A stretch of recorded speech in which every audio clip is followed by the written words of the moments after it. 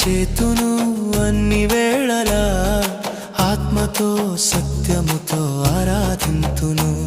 నా ప్రాణ ప్రియుడు యేసయ్యకు, నన్ను కన్న తండ్రి నా యేసుకు.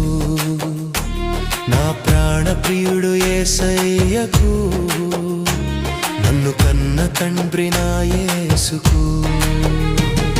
స్తుతిస్తూ